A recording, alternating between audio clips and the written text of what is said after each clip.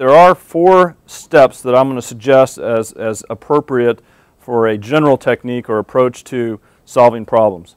The first problem is to define or frame your situation.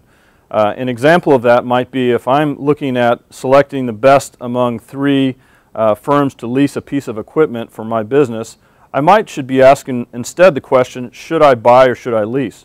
So it's very important to first of all frame the problem appropriately.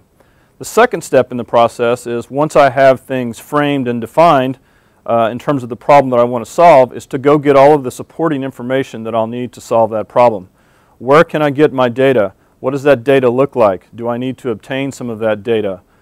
Is there some gaps in my data such that I'll have to deal with uncertainty? That's frequently a task we struggle with in business, is how to deal with missing data.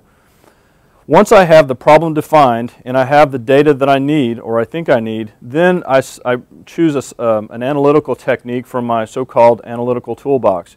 If you think about a carpenter showing up for a job, he shows up with his tools. As a business manager, you show up with your analytical tools.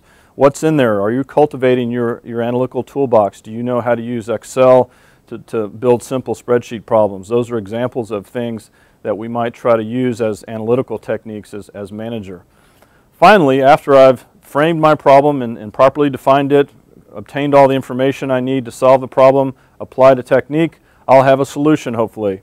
And I must be able to interpret that solution in terms of my business. Is it a solution that doesn't tell you anything about how to manage your business? It really isn't worth much if you think about it.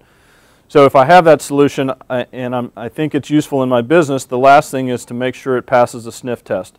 Does it seem that it follows my intuition for what the solution should tell me?